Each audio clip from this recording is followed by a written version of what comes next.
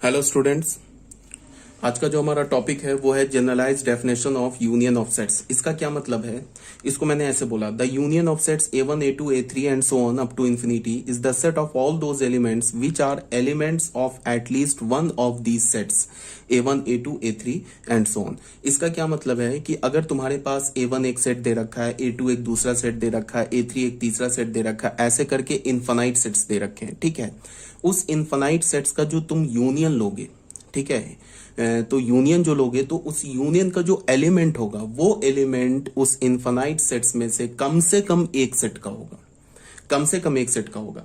ये तो बिल्कुल ऑब्वियस सी बात है। जैसे कि अगर तुमने मान लो एक सेट ए ले लिया, मान लो -1 ले लिया, 2 ले लिया, 3 ले लिया, 4 ले लिया। एक सेट तुमने बी ले लिया, मान लो 2 ले लिया, -1 ले लिया, 5 ले लिया, 6 ले लिया, ठीक है। एक सेट सी ले लिया, इसको तुमने ऐसे लिख लिया, इसमें 2 है, इसमें मान लो 9 है, 7 है, ठीक है। अब इन तीनों का हमने यूनियन लिया, A union B union C किया, तो हमें क्या मिलेगा? -1 2 3 4, 4 के बाद 5, 5 के बाद 6 7 एंड 9, ठीक है। तो ये हो गया क्या हमारा? A union B union C. अब इस A union B union C में से तुम कोई भी एक एलिमेंट उठाओ। मान लो हमने -1 उठाया, तो -1 क्या है? एलिमेंट है ए का भी, देख लो। -1 जो है वो एलिमेंट है बी का भी, एंड -1 जो है वो एलिमेंट नहीं है सी का। मान लो हमने 2 उठाया, तो 2 एलिमेंट है किसका? यहां से हमने 2 लिया, तो 2 एलिमेंट है ए का, 2 एलिमेंट है बी का, और 2 जो है एलिमेंट है सी का भी, ठीक है।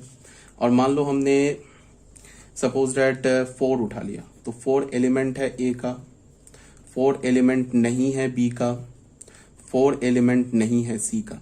तो यहां से हमें क्या पता चल रहा है? यहां से हमें ये पता चल रहा है कि जैसे हमने A union B union C में से हमने कोई भी एक एलिमेंट उठाया, -1 उठाया, तो -1 हमें क्या दिखा कि -1 तो है ए सेट का भी एलिमेंट है, बी सेट का भी एलिमेंट है, 2 सेट का एलिमेंट है, ठीक है। 2 उठाया, तो 2 हमें क्या मिला?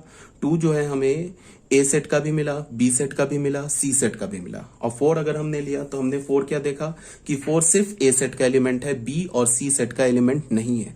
तो कहने का क्या मतलब है कि अगर मैंने 3 सेट का यूनियन लिया तो उसके यूनियन में जो एलिमेंट होगा वो एलिमेंट कम से कम एक सेट में होगा, ज्यादा से ज्यादा तीनों सेट में हो सकता है।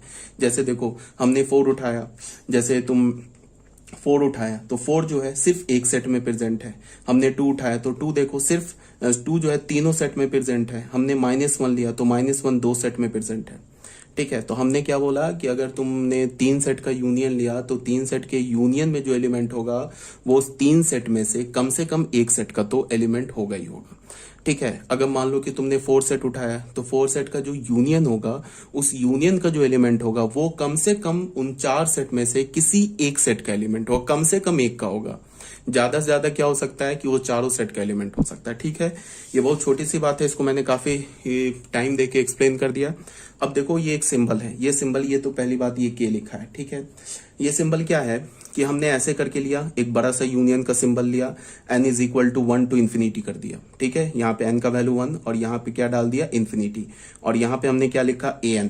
इसका क्या मतलब है? n का वैल्यू 1 डालो, फिर यूनियन, फिर n का वैल्यू 2 डालो, फिर यूनियन, फिर n का वैल्यू 3 डालो, यूनियन एंड सो ऑन। ये कहां तक जाएगा? इन्फिनाइट तक। मतलब क्या है कि हमारे पास A1 A2 A3 करके इन्फिनाइट सेट्स दे रखे हैं। उस इन्फिनाइट सेट्स के यूनियन को हम कैसे लिखेंगे? शॉर्ट फॉर्म में ऐसे लिखेंगे, ठीक है। इसको तुम चाहो तो सेट बिल्डर फॉर्म में भी लिख सकते हो। सेट बिल्डर फॉर्म में क्या लिखा? The set of all x. इसका क्या मतलब है? सबसे पहले ये क्या लिखा हुआ है? ये इन्फिनाइट सेट्स का यूनियन लिखा हुआ है। पहले तुम ये समझो, ये क्या लिखा है? इन्फिनाइट सेट्स का यूनियन लिखा है। तो इसको हमने सेट बिल्डर फॉर्म में कैसे लिखा? The set of all X such that X belongs to an। X क्या है? an का एलिमेंट है। For at least 1 n belongs to natural number. मतलब क्या है कि ये जो इस सेट जो लेफ्ट हैंड साइड में सेट लिखा है ना, इस सेट का जो यूनियन होगा, इस इन्फिनाइट सेट का जो यूनियन होगा, उसका हमने एक एलिमेंट उठा लिया x, और उस x को क्या बोला कि वो किसका एलिमेंट है? an का एलिमेंट है, ठीक है।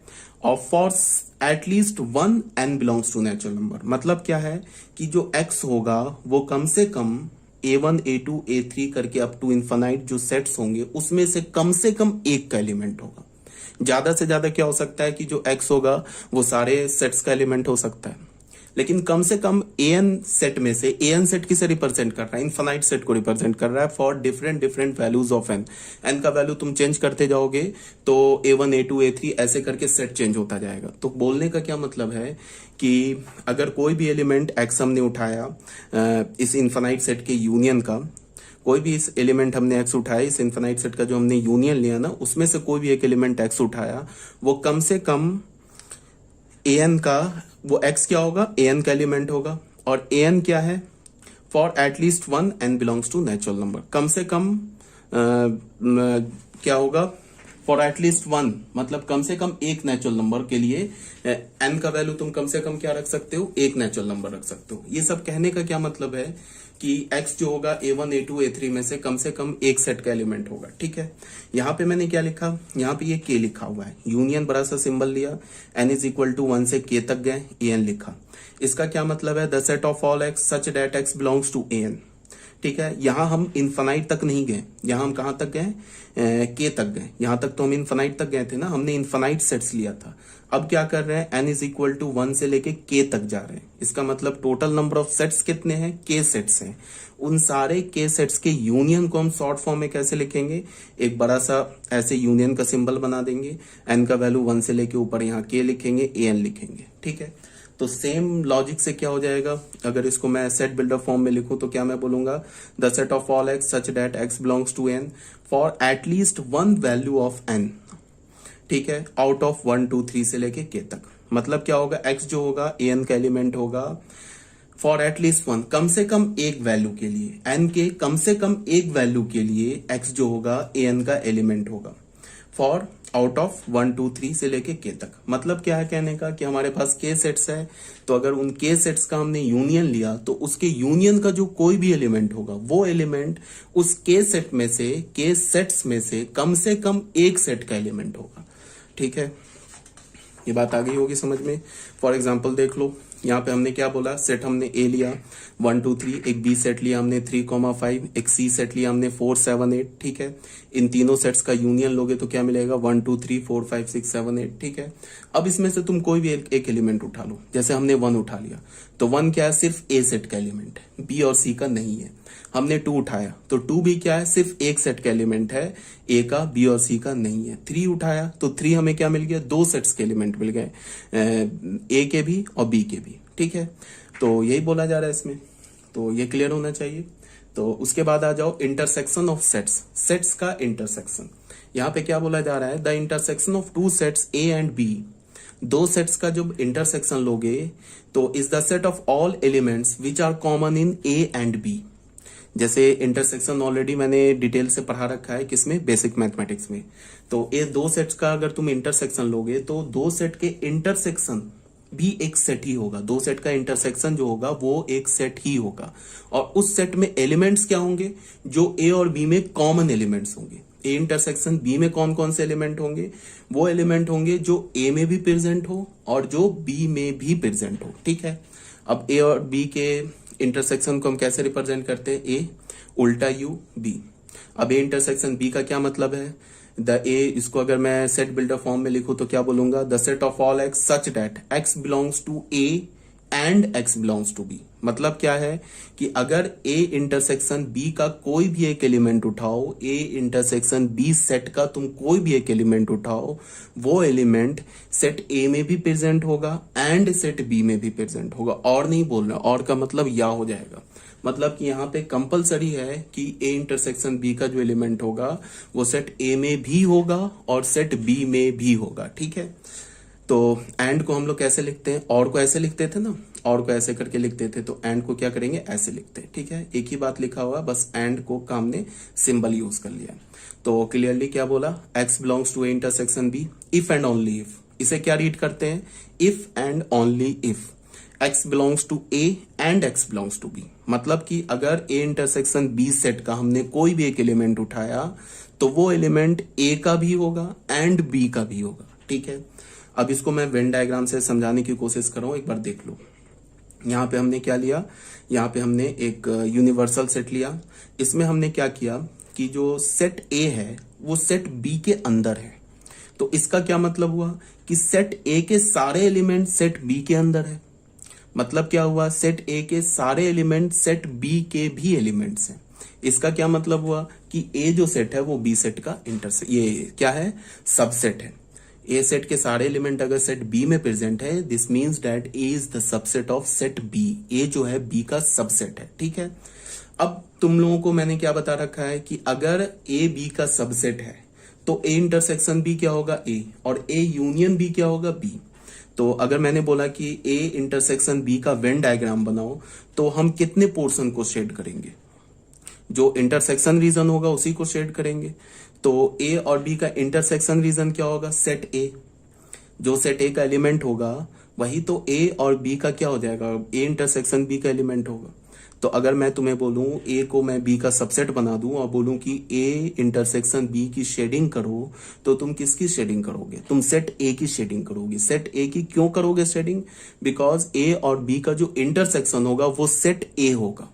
तो हमें ए इंटरसेक्शन बी की शेडिंग करनी है और हमें पता है कि A intersection B A set है, तो हमने ए की शेडिंग कर दी। तो ये जो शेडिंग है ना यहाँ पे, ये किसे रिप्रेजेंट कर रहा है, ए इंटरसेक्शन बी को। यहाँ पे क्या है, ए इंटरसेक्शन बी, सॉरी ए जो है हमारा बी सेट का सबसेट है। तो ए इंटरसेक्शन बी क्या होगा, सेट ए। तो अगर तुम्हें बोला जा रहा है कि ए इंटरसेक्शन बी की शेडिंग करो, इसका मतलब है कि ए की शेडिंग कर दो, तो कर दी हमने ए की शेडिंग। तो ये हमें क्या रिप्रेजेंट कर रहा है, ए इंटरसेक्शन बी की शेडिंग को रिप्रेजेंट कर रहा है when A is the subset of B, ठीक है। अब दूसरे केस में आ जाओ, जब ए बी का सबसेट नहीं है, ठीक है। तो ए बी का सबसेट नहीं है, इसका क्या मतलब होगा कि ए के कुछ एलिमेंट तो बी में प्रेजेंट होंगे। दो, अगर मैं बोलूं कि ए बी का सबसेट नहीं है तो दो पॉसिबिलिटी हो सकती है। पहली पॉसिबिलिटी क्या, कि ए सेट और बी सेट में कोई भी एलिमेंट आपस में कॉमन नहीं हो। ए सेट और बी सेट में कोई भी एलिमेंट आपस में कॉमन नहीं हो, ठीक है। और एक पॉसिबिलिटी ये हो सकती है कि ए और बी के बीच में कुछ एलिमेंट कॉमन हो, बट ए के सारे एलिमेंट बी में नहीं मिलेंगे और बी के सारे एलिमेंट ए में नहीं मिलेंगे। अगर ए बी का सबसेट नहीं है तो ऐसा हो सकता है ना कि ए के कुछ एलिमेंट तो बी में हो बट ए के सारे एलिमेंट बी में नहीं हो। अगर बी ए का सबसेट नहीं है तो ऐसा हो सकता है ना कि बी के कुछ एलिमेंट सेट ए में तो हो बट बी के सारे एलिमेंट सेट ए में नहीं हो, ठीक है। तो अगर मान लो हमने एक ऐसा केस ले लिया कि when A and B is not the subset of each other, और उसमें भी हमने क्या ले लिया कि ए और बी के बीच में कुछ एलिमेंट कॉमन है, बट ए के सारे एलिमेंट बी में प्रेजेंट नहीं है, बट एंड बी के सारे एलिमेंट ए में प्रेजेंट नहीं है, तो भी ए बी का सबसेट नहीं होगा। तो उस केस में क्या होगा, जब ए और बी के में कुछ एलिमेंट्स कॉमन होंगे तो वो क्या होगा, आपस में ओवरलैप करेगा। ये जो ओवरलैपिंग रीजन है ना, ये ओवरलैपिंग रीजन, इस ओवरलैपिंग रीजन में जो भी एलिमेंट्स आएगा वो एलिमेंट सेट ए में भी होगा और वो एलिमेंट सेट बी में भी होगा।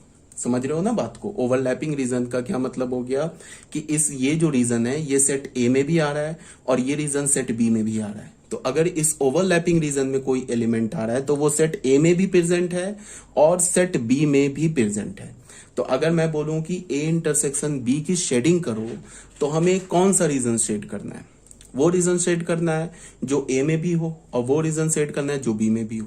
तो ए और बी के बीच में कॉमन रीजन क्या है, ये वाला पोर्शन है, तो इसकी हमने शेडिंग कर दी। यहाँ पे क्या है, ए इंटरसेक्शन बी की, यहाँ पे ए इंटरसेक्शन बी की शेडिंग है when neither A is the subset of B nor B is the subset of A. जब ए भी बी का सबसेट नहीं है, बी भी ए का सबसेट नहीं है, तो ये हो गया ए इंटरसेक्शन बी की शेडिंग। अब बच्चों यहाँ पे आ जाओ, इस केस में भी ए बी का सबसेट नहीं है और बी ए का सबसेट नहीं है। यहाँ पे क्या हो रहा है कि ए का कोई भी एलिमेंट बी में नहीं है और बी का कोई भी एलिमेंट ए में नहीं है।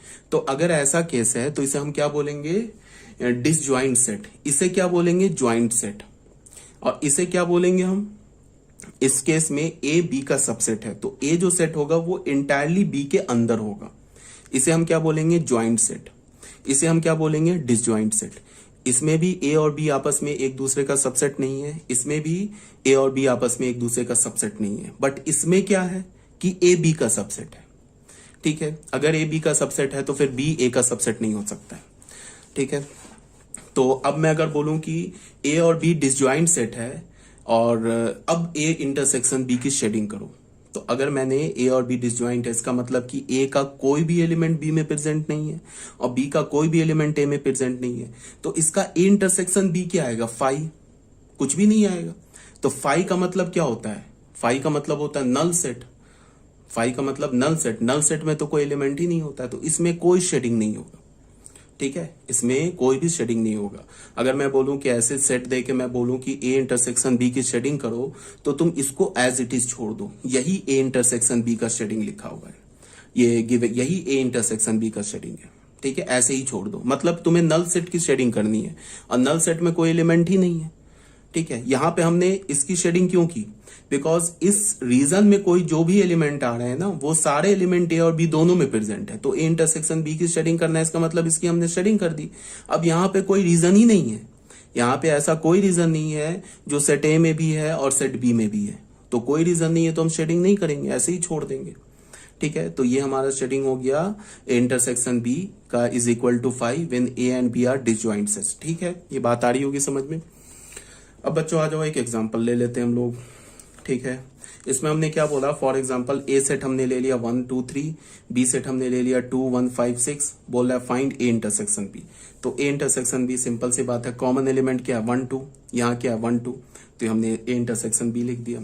अब इसको अगर मैं वेन डायग्राम में बनाना चाहता हूँ 1 2 3 2 1 5 6, एक हमारे पास सेट दे रखा है 1 2 3 और एक सेट दे रखा है बी 2 1 5 6 2 1 5 6। अब मैं बोल रहा हूं कि ए इंटरसेक्शन बी की शेडिंग करो। तो अगर मैं वेन डायग्राम में दिखाना चाहता हूं तो ये कैसा सेट होगा? देख लो, ये सेट हो गया ए, ये सेट हो गया बी, ये हो गया यूनिवर्सल सेट। 1 और 2 तो दोनों में कॉमन है, तो यहाँ 1 और 2 आ जाएगा, यहाँ 3 आ जाएगा, यहाँ 5 और 6 आ जाएगा। मतलब एक पॉइंट हमने यहाँ डाल दिया 1 के लिए, एक पॉइंट हमने यहाँ डाल दिया 2 के लिए, एक पॉइंट हमने यहाँ डाल दिया 3 के लिए, एक पॉइंट यहाँ 5 के लिए, एक पॉइंट यहाँ 6 के लिए। अब तुम देख लो, ये सेट ए हो गया, ये सेट बी हो गया। ए में कौन कौन से एलिमेंट प्रेजेंट है? 1 2 3।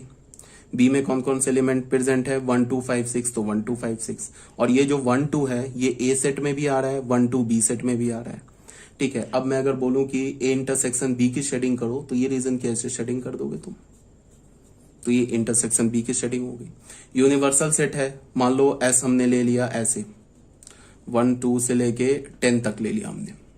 ऐसा हमने क्या ले लिया? 1 2 से लेकर 10 तक। तो 1 2 3, एक 4 नहीं लिया हमने, तो 4 यहाँ आ जाएगा, 5 यहाँ आ जाएगा, 6 आ गया इधर। 1 2 3 4 5 की जरूरत नहीं है, इसे 6 बना लो, 6 की भी जरूरत नहीं है, इसको हटा दो। यहाँ 7 बना लो, यहाँ 8 बना लो, यहाँ 9 बना लो, यहाँ 10 बना लो। अगर हमने यूनिवर्सल सेट 1 से लेकर 10 तक लिया, तो अब ये देखो, ये परफेक्ट फिगर है। देख लो, यूनिवर्सल सेट में देख लो 1 से लेकर 10 तक सारे एलिमेंट आ गए, इसी रेक्टेंगल के अंदर है ना 1 से लेकर 10 तक, तो ये यूनिवर्सल सेट हो गया। अब इसमें सेट ए क्या है? 1 2 3, तो देख लो ए में 1 2 3 है। बी में क्या है? 2 1 5 6, तो देख लो 2 1 5 6 सेट बी में भी है। और ए इंटरसेक्शन बी क्या? 1 2। अब मैंने बोला है कि ए इंटरसेक्शन बी की शेडिंग करनी है तुम्हें, तो इसका मतलब कि ये हमारा इंटरसेक्शन बी। ठीक है, तो हमने इसकी शेडिंग कर दी। तो ये जो शेडिंग है, ये किसकी शेडिंग है? ए इंटरसेक्शन बी की है। ठीक है, क्लियर होना चाहिए।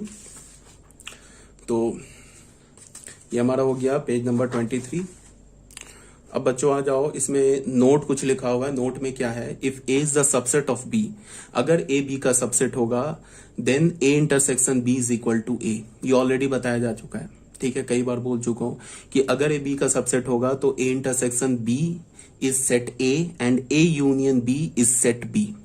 ठीक है, तो यहाँ पे अब सेकंड नोट में आ जाओ। अगर x मैंने बोला ए इंटरसेक्शन बी का सबसेट, ये सॉरी ए इंटरसेक्शन बी का एलिमेंट नहीं है, क्या मैं बोल रहा हूं कि जो x है वो ए इंटरसेक्शन बी का एलिमेंट नहीं है। इसका ये मतलब है कि जो x है वो a का भी एलिमेंट नहीं है एंड b का भी एलिमेंट नहीं है।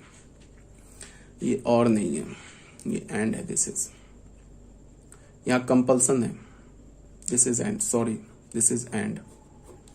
मतलब कि अगर मैंने बोला कि तुम्हें x जो है वो a इंटरसेक्शन b का एलिमेंट नहीं है, not this is not and और, सॉरी दिस इज और, सही लिखा है और, ये बच्चों सॉरी और लिखा सही। ठीक है, इसका मतलब क्या है कि अगर मैंने बोला कि x a इंटरसेक्शन b का एलिमेंट नहीं है, इसका क्या मतलब है? x a का एलिमेंट नहीं है और x b का एलिमेंट नहीं है, बीच में यहाँ पे क्या है? और, एंड नहीं होगा एंड। ठीक है, मैंने गलती से एंड बोल दिया, बट एंड नहीं है, यहाँ पे और है। और क्यों है वो तुम ऐसे देख लो। मान लो मैंने एक सेट ए ले लिया, 1 2 3 ले लिया, एक सेट बी ले लिया, हमने 2 3 4 ले लिया। ए इंटरसेक्शन बी क्या हमारा, ए इंटरसेक्शन बी हो गया 2 3। मैंने बोला कि 1 जो है वो नहीं एलिमेंट है, is not elements of A intersection B. अगर मैंने ऐसा बोला तो यहाँ पे क्या है, मैं क्या बोल सकता हूं कि 1 ए का एलिमेंट नहीं है और बी का भी एलिमेंट नहीं है, और एंड बोल देंगे तब गलत हो जाएगा। अगर मैंने बोला कि 1 is not element of A and 1 is not element of B, अगर मैंने ऐसा बोल दिया तो फिर ये गलत हो गया। क्यों स्टेटमेंट गलत हो गया कि ए इंटरसेक्शन बी का एलिमेंट नहीं है, तो यहां पे क्या मैंने बोल दिया कि 1 ए का भी एलिमेंट नहीं है एंड बी का भी एलिमेंट नहीं है। तो ये क्यों गलत हो गया कि बिकॉज 1 तो एलिमेंट है ना ए का, देख लो ना, ए इंटरसेक्शन बी में भले ही 1 नहीं है बट ए में तो है 1। आ रही बात समझ में? तो मैं अगर ऐसे बोलूं कि 1 एलिमेंट नहीं होगा ए का और 1 एलिमेंट नहीं होगा बी का, तो फिर ये करेक्ट स्टेटमेंट है। क्यों ये करेक्ट स्टेटमेंट है?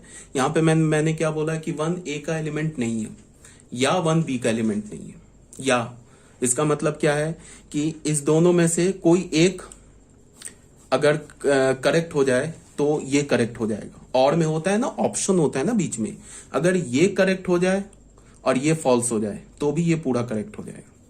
ठीक है, अगर दोनों करेक्ट हो जाए तो भी ये करेक्ट हो जाएगा।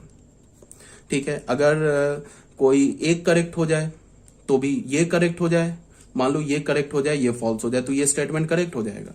ये इनकरेक्ट हो जाए ये ट्रू हो जाए तो भी ये स्टेटमेंट करेक्ट हो जाएगा। ये गलत हो जाए ये भी इनकरेक्ट, ये क्या हो जाए फॉल्स हो जाए तो ये फिर स्टेटमेंट फॉल्स हो जाएगा। बीच में और है।